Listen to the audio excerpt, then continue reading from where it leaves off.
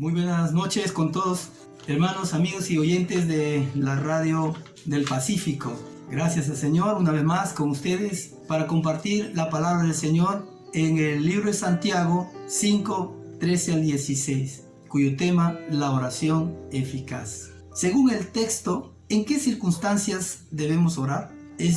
Analizando los versículos, hay dos situaciones en las cuales debemos orar: cuando estamos afligidos y cuando estamos enfermos. Entonces este tema vamos a desarrollar en esta hora. Pero hagamos una oración. Bendito Dios y Padre Celestial, te doy gracias en esta hora y te pido, bendito Dios, que nos ayudes a entender más la vida que pasamos y danos, Señor, un consejo apropiado y adecuado basado en los principios de tu palabra. Ayúdanos a ser obedientes a tu voz. En el nombre de Cristo Jesús. Amén. Bien. Entonces dije que hay dos situaciones en las cuales nos aconseja que debemos acudir a la oración en Santiago 5, 13 al 16. Entonces, cuando estamos afligidos, ¿qué significa estar afligido?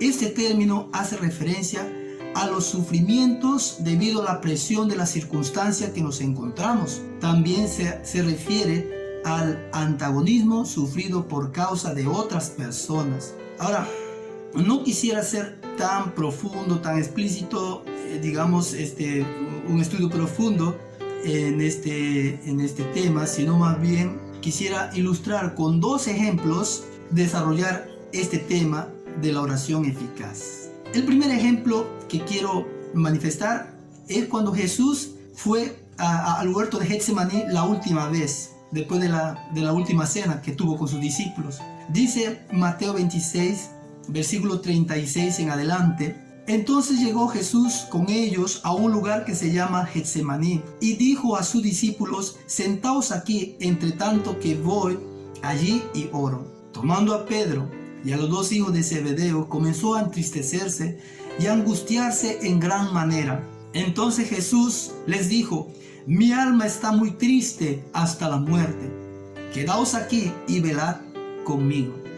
Observen, Jesús está afligido, está triste y angustiado. Jesús sería llevado a juicio al siguiente día. Él sería acusado de blasfemia por hacerse llamar hijo de Dios, por agitar a las multitudes a rebelarse contra las autoridades judías y romanos, etc. Pero nosotros sabemos que esas acusaciones eran falsas, ¿verdad?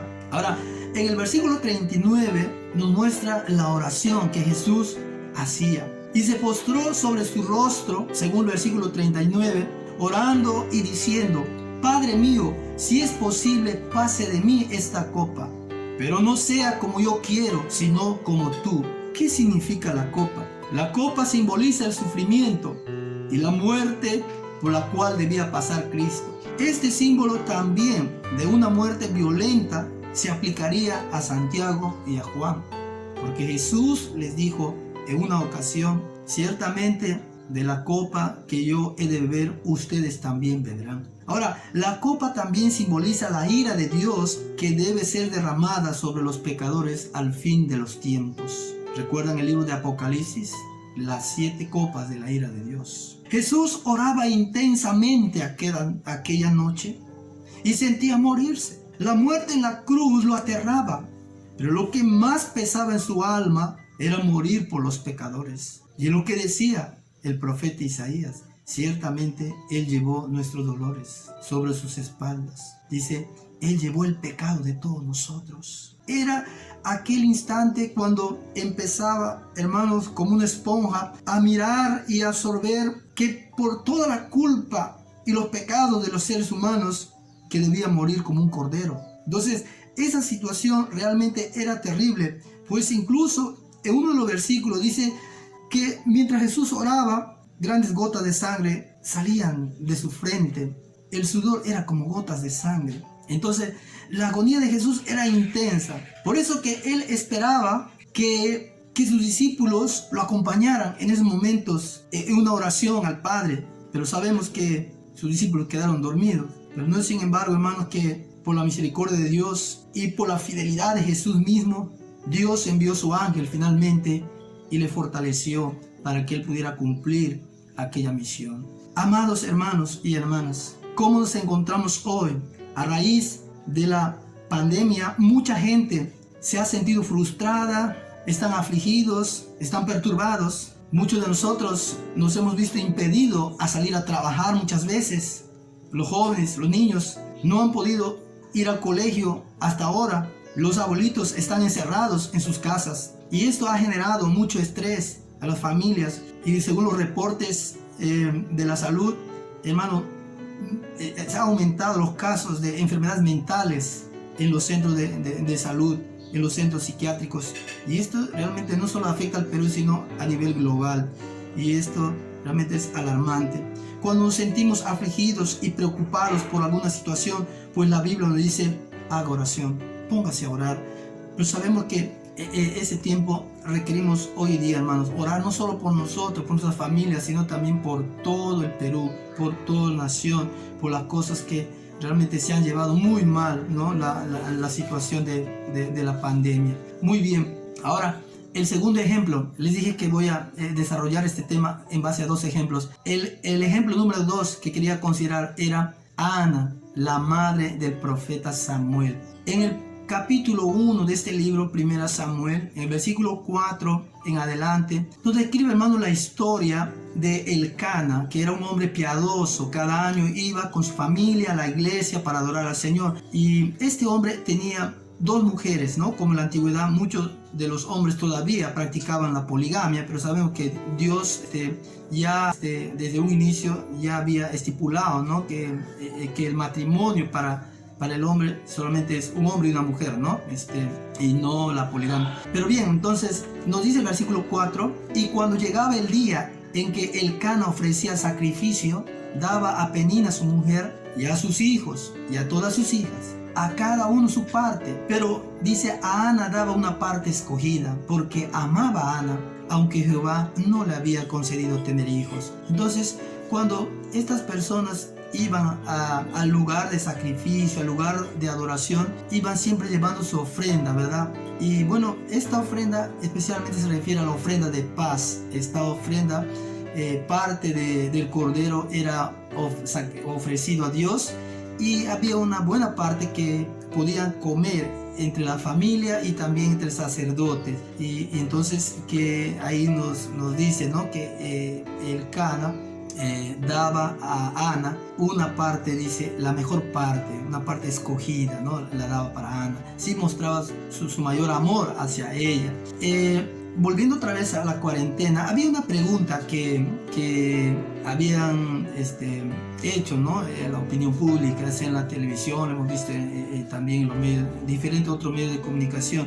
¿Qué harás cuando termine la cuarentena? Era una pregunta muy curiosa y muy interesante, ¿verdad? Y por supuesto se han dado algunas respuestas también muy curiosas, pero como creyentes, ¿qué esperamos nosotros? En verdad que cuando pase todo esto, creo que lo único que queremos es ir al culto, encontrarnos con los hermanos y hermanas y adorar junto a nuestro Dios, ¿verdad? Eso es lo que más anhelamos como creyentes, como hijos de Dios. Recordemos en épocas normales, ¿cuántas veces le ha pasado justamente antes de salir al culto, alguien le hace enojar? Quizás usted recuerda alguna vez o algún incidente que ha pasado en su hogar, en su casa. Sin embargo, lo que pasaba con Ana era algo constante. Año tras año tenía que soportar las críticas de la Penina. Ella envidiaba a Ana porque ya habíamos visto que Elcana amaba más a Ana. Ahora, las mejores cosas eran para Ana, ¿no? Todo lo mejor. Por eso, esta mujer se sentía muy envidiosa y no encontraba otra forma, hermanos, de ir al punto más débil de Ana, que era su esterilidad. Dice en 1 Samuel capítulo 1, ¿no? Verso del 6 al 7, y su rival la irritaba, enojándola, entristeciéndola, porque Jehová no le había concedido tener hijos. Y así hacía cada año, cuando subían a la casa de Jehová. La irritaba así, por lo cual Ana lloraba y no comía. ¿Cómo vemos esta imagen, no?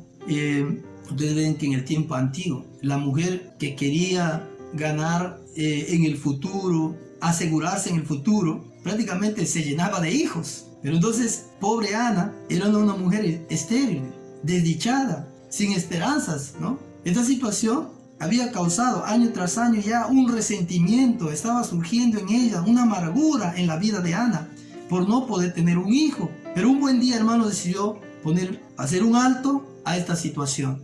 Ya no puedo más. ¿Qué hizo Ana? Cuando usted ya no puede más, ¿qué hace? Bueno, Penina, ven acá, vamos a conversar. No, ella, ¿qué hizo? En ese tiempo que estaban ahí, en ese lugar de Silo, donde estaba el tabernáculo, y entonces dice, ella se levantó temprano. Bueno, solamente aquel día comió, porque no comía, dice la Biblia, y se fue al templo. Y ahí encontró al sacerdote, dice que está sentado en una silla junto al pilar del templo. Y quizás aquí un detalle interesante, que vemos como que el sacerdote ya era anciano, está sentadito ahí.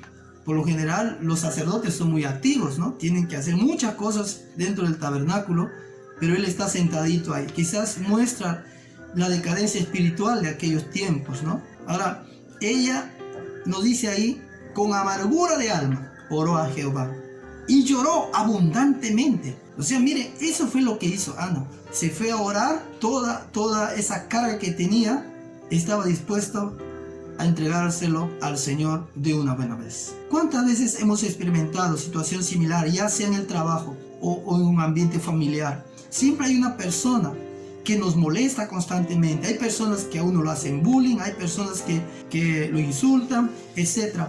Pero todo llega a su límite, ¿verdad? Todo llega a su límite. Fue entonces cuando Ana hizo esta oración a Dios. Dice el versículo 11, e hizo voto diciendo, Jehová de los ejércitos, si te dignares mirar la aflicción de tu sierva, y te acordares de mí, y no te olvidares de tu sierva, sino que dieres a tu sierva un hijo varón, yo lo dedicaré a Jehová todos los días de su vida, y no pasará navaja sobre su cabeza. Entonces miren, hermanos, ella quería un hijo varón, le estaba pidiendo a Dios un hijo varón, pero a su vez le estaba diciendo, yo solo quiero tener la dicha de ser mamá, para que no se burle más de mí. Pero Dios, y añadió algo más, dijo, yo lo dedicaré a ti. Realmente era un desafío a Dios. Sabemos que Dios es todopoderoso, que para Dios no hay nada imposible, pero ella añadió aquel voto. El sacerdote vio orando a Ana. Él está sentado, está de lejos. Y como Ana solamente movía, como dice el texto, sus labios, el sacerdote le dijo, ¿hasta cuándo vas a estar ebria? Digiere tu vino, digiere tu embriaguez. Pero el sacerdote le estaba juzgando mal, ¿verdad? Entonces Ana le explicó el motivo de por cuál había venido a orar. Entonces el sacerdote, rectificándose, dijo, entonces ve en paz, porque Dios concederá la petición que le has hecho. Eso sí que sonaba mucho mejor. Y sonaba como una gran bendición para esta mujer. Ahora, quiero concluir este tema. Si te sientes afligido, perturbado, estresado por las circunstancias de la vida, de lo que no hemos podido hacer, de lo que hubiéramos querido hacer, de las cosas, cualquier situación contraria que tenemos, ¿sabe qué, hermanos? No busquemos alivio en las cosas de este mundo. Mucha gente en verdad está triste porque no puede ir al cine, porque no puede ir a la playa, porque no puede salir con sus amigos. Hermanos, como creyentes, lo único a nosotros que nos da satisfacción es, hermanos, buscar al Señor. Buscar al Señor de todo corazón. Darle a Él el primer lugar en nuestra vida. Y qué triste, ¿verdad? Porque aún las iglesias están cerradas. Pero gracias a Dios que ya, finalmente, ya parece que se va a aperturar nuevamente muy pronto. Entonces, Jesús mismo buscó la ayuda espiritual de sus discípulos. Santiago dice, ¿te encuentras afligido? Ponte a orar. Como decía el Señor, ¿no? Entra en tu aposento, ahí en lo secreto, ora a tu Padre y Él te recompensará. ¿Cuál es la solución cuando estamos afligidos? No es buscar cosas, ¿no? que nos hagan, que nos distraigan. Lo que necesitamos es orar. Y nos dice, recuerden el versículo 16 en Santiago, ¿no? La oración eficaz del justo puede mucho. Pero ¿cuál es esa oración eficaz? La oración eficaz es la oración con devoción. Es la oración con fervor, con fuerza. El sacerdote juzgó a Ana, ¿no? Por orar como un pajarito. Pero ella en su corazón estaba orando con fervor. Estaba con un deseo grande de solucionar su problema de una vez. Por eso dice que ella derramó derramó, o sea, dejar todo su resentimiento, toda su amargura que había guardado en su corazón, de todos aquellos años de burla. Aquel día confesó todo al Señor, dejó todo el asunto en las manos de Dios. Y ella dijo: halle gracia a tu sierva delante de tus ojos. Y se fue por su camino y comió y no estuvo más triste. Ese es el testimonio de Ana, o sea, esa intensidad, esa fuerza que le puso, se quedó libre de todo peso, de toda preocupación, de toda ansiedad. Lo mismo pasó con Jesús, ¿verdad? Él estaba angustiado hasta la muerte. ¿Y qué pasó? El ángel vino y le fortaleció. Lo que decía también Santiago, ¿recuerdan? Dice: orad unos por otros para que seáis sanados. ¿Qué quiere decir eso? De que muchas veces la enfermedad no es física. Hoy en día, entonces, a raíz de todo este encierro, muchas enfermedades psicológicas han aumentado en la sociedad, en los jóvenes, frustrados, falta de estudio, falta de trabajo. Entonces, hermanos, nosotros tenemos que orar hasta que encontremos la paz de Dios en el corazón. Quiero finalizar leyendo Filipenses 4:7. Y la paz de Dios, que sobrepasa todo entendimiento, guardará vuestros corazones y vuestros pensamientos en Cristo Jesús. Dios les bendiga, hermanos y amigos. Amén.